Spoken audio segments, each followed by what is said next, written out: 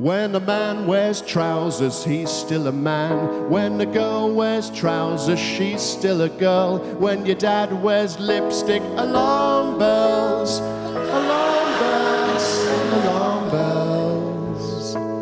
When the roller coaster's fast, it makes you feel high. When the roller coaster spins, the world whizzes by. When there's blood on the seats, alarm bells, alarm bells, alarm bells. When an airline pilot says fasten your seatbelts, that's all right. When he says there's a bit of turbulence, it's just part of the flight. When you overhear him say, what does that line mean? Alarm bells, alarm bells, alarm bells. In your life there are sights and smells, but listen out for those alarm bells. For example, I am now a quarter of the way through my act. Alarm bells, there they are, ladies and gentlemen.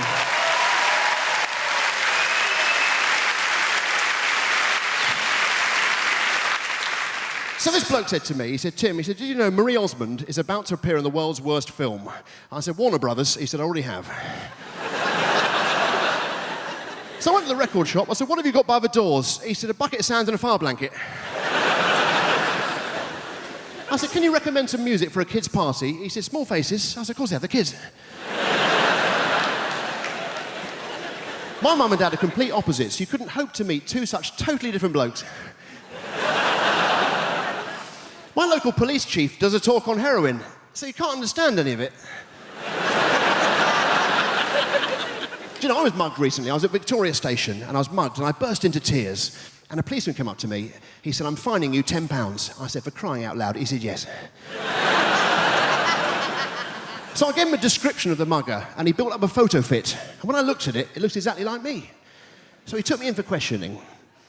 He said, where were you at 5 o'clock? I said, I was at Victoria Station. He said, it's not looking good, is it?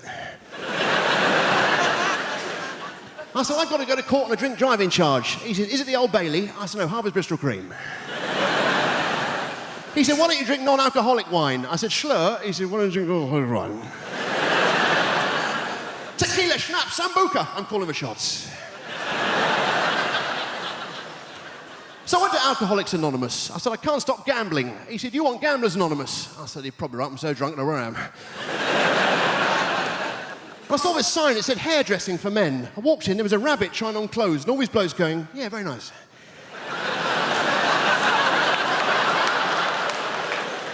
So I went to the cinema, I saw a very sad film, and the bloke behind me suddenly started wailing.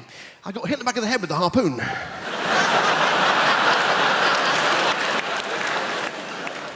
But you know, I love reading. At the moment, I'm reading My Life by Bill Clinton, which freaked me out because I didn't know he knew anything about my life. And this bloke said to me, he said, I've got bubonic plague. I said, don't give me that. Ladies and gentlemen, I'll leave you with this. Well, I didn't bring it with me. Today I had dinner with my boss and his wife, and it was a complete disaster. My boss's wife said to me, she said, Tim, how many potatoes would you like? I said, I'd just have one. She says, all right, you don't have to be polite. I said, all right then, I'll just have one, you stupid cow. Thank you very much, good night, God bless!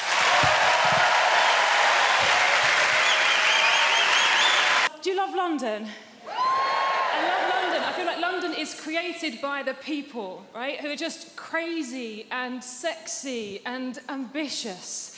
I got into an Uber the other day, not bragging, and I got into an Uber, and the driver, he said, would you like to have the radio on? And I was like, oh, I don't mind, it's up to you. And then he said, well, actually, I make my own music. Do you mind if I put some of that on?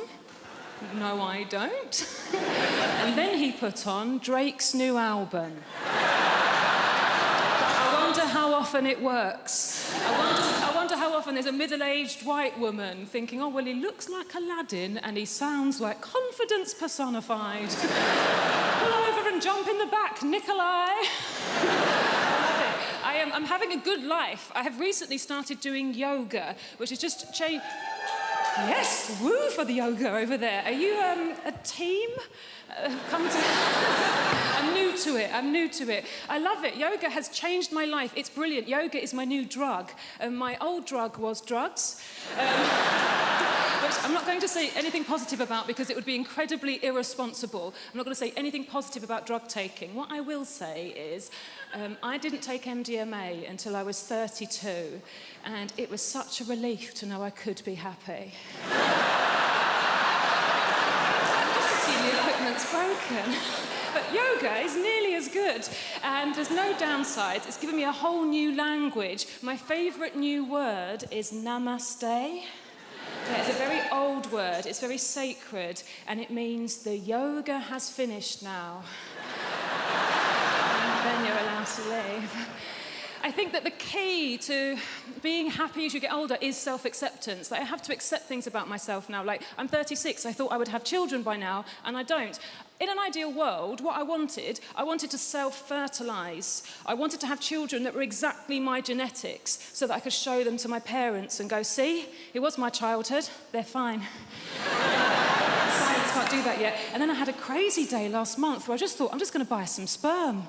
I'm just going to buy some sperm off the internet. I've got a good job. I'm just going to buy some sperm. Guys, sperm is so much more expensive than I thought it was going to be. It is tens of thousands of pounds. We are all wasting a valuable resource. 17-year-old me would have been a millionaire if I'd learned how to catch it and chuck it in the freezer. So expensive. It's a shock. I do think self-acceptance is the key. Like, there's things about myself I don't like, but I just have to accept now that they're not going to change. This is who I am. Like, so for instance, I don't like art.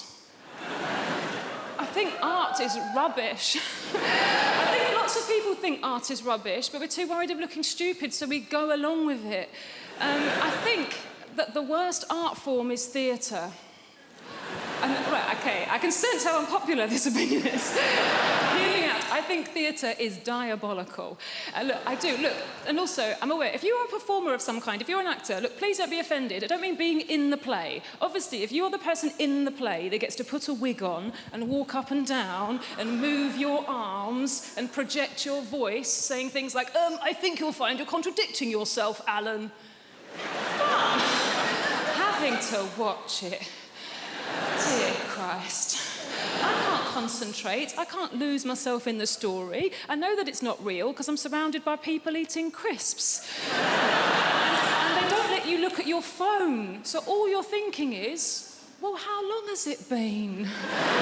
While I was in our inner city fraternity, it was a long time ago and the slangs have changed. There were so many colloquialisms for dispossessing people of their personal effects without their consent. Yes, I was in the property reacquisition sector of our organization. And every now and then I dabbled in some urban pharmacy. Yeah. I'm Nigerian, so I also tried out some freestyle accounting. No, like I was saying, obviously, there was loads of slangs for robbing people in it. But the most popular slang at the time in South was suck. Yeah, you can imagine when I found out, I was in the park with the man then. And our leader, Gasman, I mean, you can't be out here robbing people with a name like Charles. So Gasman it was. Gasman was a very serious fellow. He said, and I quote,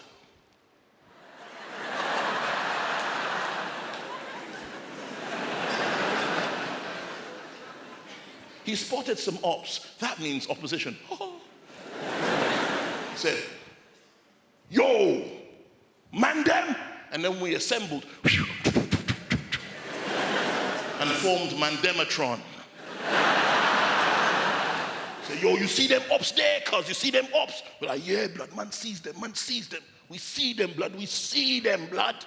Said, yeah, come we go suck those boys for their shoes.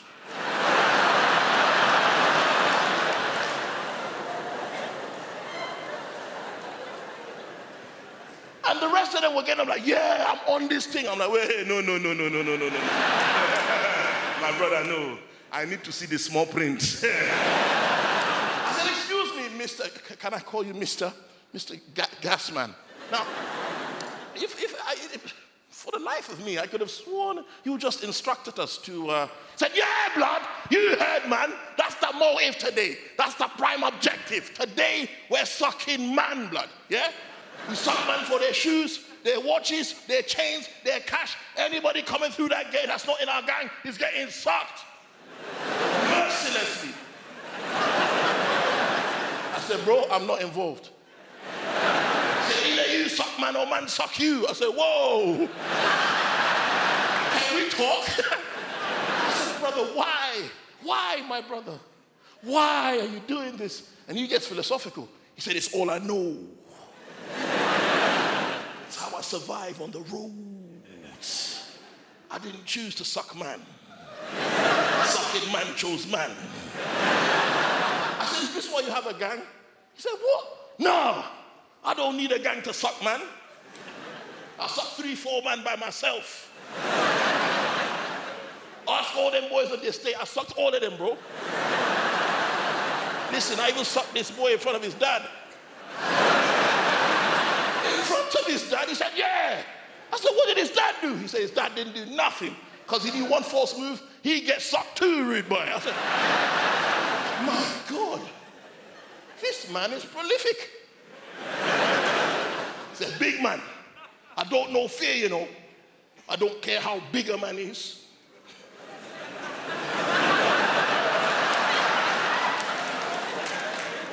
How hard man is. I'll look man in the eye and suck man, fam. Are you mad? I said to him, bro, you are broke. I am also broke. This is my last £5. Take it. Wallahi, you need it more than me. Foot Locker is still hiring up. In fact, do you want me to make your CV? We can go together. He said, no. I don't suck man for minimum wage. Man's got aspirations. But I think women should just let it out. It's a big day in a girl's life when she can freely let rip in front of her bloke. It is. I think women should be having I farted in front of my boyfriend for the first time parties. I do. I think they should be ringing up their mums, just going, Mum, I've got something to tell you. Oh, darling, what is it? What is it? What is it? What is it? I just did a fart in front of Tom. Oh, darling, that's wonderful news, wonderful news. And what did he say? He didn't say anything. He just laughed and farted back. My little girl's all grown up. Meanwhile, Dad will be in the background just going, women are farting far too early in front of their boyfriends these days. It was 18 months before your mother even trumped in my direction. 6 months before she'd take a dump in the house when I was around. Yes. And also, I'll tell you something else we pretend as well. We keep the lady garden quite tidy, us girls, don't we, in the early stages? We'll do little tricks with it. Look, it's the strip, it's the Brazilian. Oh, look, I put a hat on it, it's the Mexican. Like we do. We do all that in the early stages, and then after about a year, it looks like the back of the wardrobe that leads to Narnia. Well, if he wants it, he's gonna have to work for it.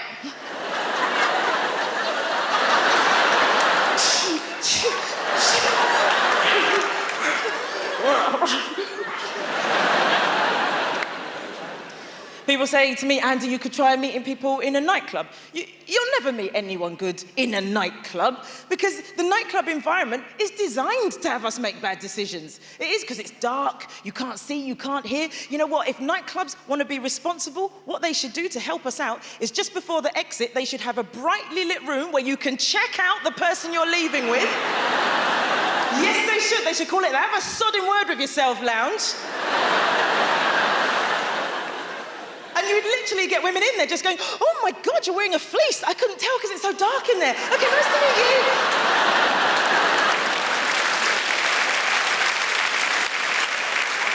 But listen, if you meet somebody online, all I'm going to say is there's some safety things to take into consideration. Now, I met somebody through Twitter, just the once. I'll never do it again. And it was the most irresponsible thing I think I've ever done. And I spoke to a friend about it before we met up, and I said, listen, I've met this guy, and we seem to really like each other, and we're talking about meeting up. What do you reckon? Should I meet him? And before my mate even had a chance to say anything, I said, you know what? I am going to meet this guy. You know why? Because life's too short. And my mate just went, yeah, you're going to find out how short. And my mum says, she says, look, if you go on these dates, make sure you meet in a public place, okay? And I'm just going to add something to that. Public place, brill. Public house, excellent. Public toilet, Don't meet in a never meet in a public toilet. No good can come of it unless it's, you know, them space-age toilets that they have outside, where you put the money in, press the button, and then the door opens. You know why? Because you can pretend it's blind date. How cool is that? You just put the money in, press the button.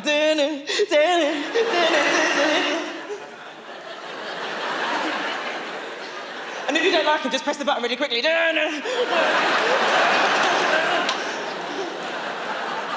I don't know why, like, young couples, new couples have got this obsession with finding out how many people someone's been out with from before. Like, how many previous partners? This is a lose-lose situation, right? And if any of you have ever had that conversation or you think it's ever going to come up, this is what I say. This is what you should say, okay? Just say to the person that's asked you, you want to know how many previous partners? Okay, I'll tell you from the beginning, all right? 1, 2, 3, 4, you, 6, 7...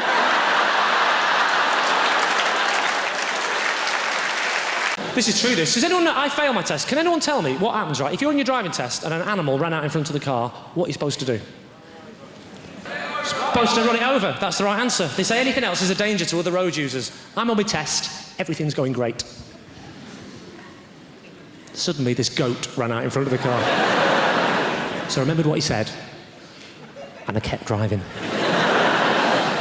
A few seconds later, I look in my rear-view mirror. The goat is fine. I've missed him by millimetres. Now, obviously, I didn't want to fail my test. So I slapped it in reverse like that. But I must have been chasing that little fucker through that field for 45 minutes before I ran over his head, and he still failed me. Where's the justice in that?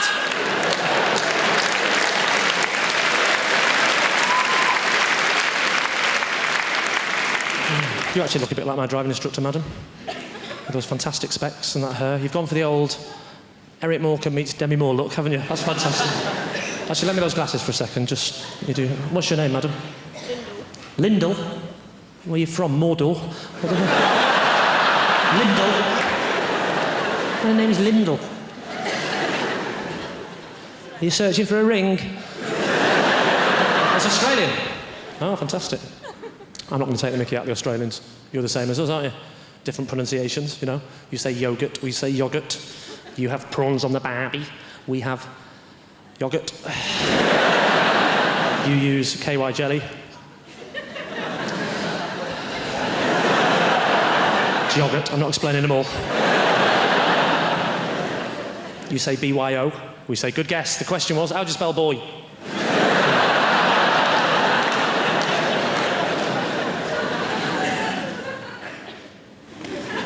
Arsenal. What do you do for a living? Are you a welder?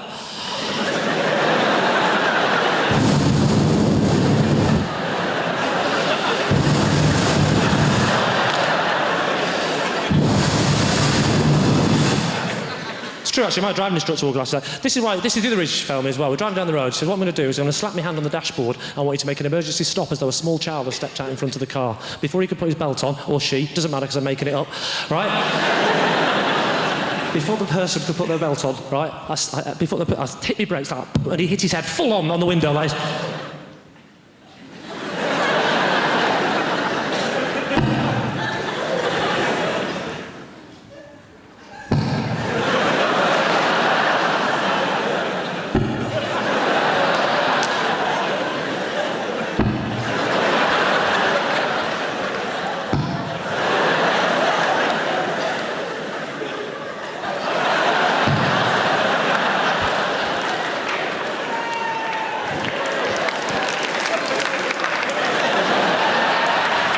I'm just showing off now. Oh, bad job! Hey! Hey! And he turned around to me and said, why don't you wait till I slap me hand on the dashboard? I said, there's a child's life at stake here. I haven't got time to mess about with games, mate. Oh, sorry, you didn't see any of that, did you? No, sorry. You were just sat there, weren't you, going, what's he doing? What's that noise? Has he got a kind face? My girlfriend said to me, have you been having sex behind my back? I said, who the fucking hell do you think it was? And another thing, it wouldn't kill you to look round once in a while, check how I'm doing. Well, I'm Jimmy Carr, and we've got Alan Carr on the show later on. How about that?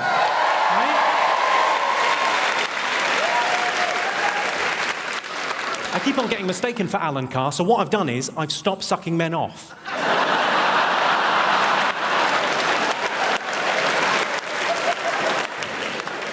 Don't get the wrong idea. You know, I'm a very gay-friendly act. I was asked last year to judge Mr. Gay UK. I said, no problem at all. He's against nature and against God, and he's going to hell.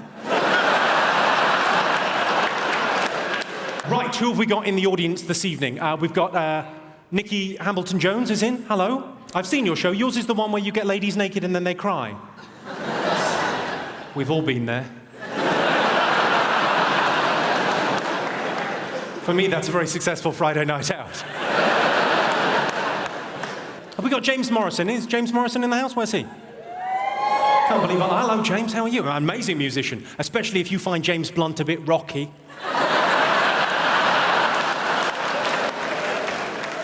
You Give Me Something's an amazing song. You Give Me Something is my favourite song ever about chlamydia. My favourite, I love it. Dean Macy's here. Where's Dean Macy? Dean Macy? You're our hope for Beijing, aren't you, in the decathlon? I love the decathlon. You know, it's where you do 10 different things, isn't it? Sort of jack of all trades, master of none. If you don't mind me saying. The 2012 Olympics is going to cost £8 billion, which is, you know, a lot of money. It's probably going to bankrupt London, but you can't put a price on 2 bronze medals in cycling.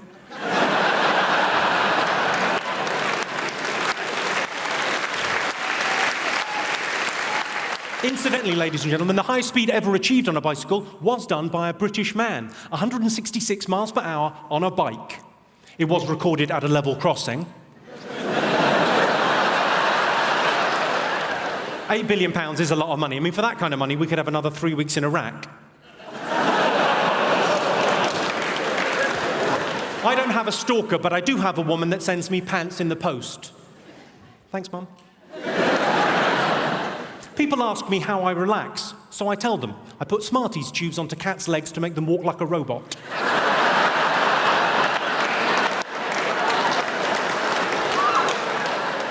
If I'm really stressed, I make them go down the stairs. It's adorable, they look so confused. I realise some of you will be worried about the cat. Don't worry about the cat. If it's hurt, if it breaks its leg, it's already got a splint on.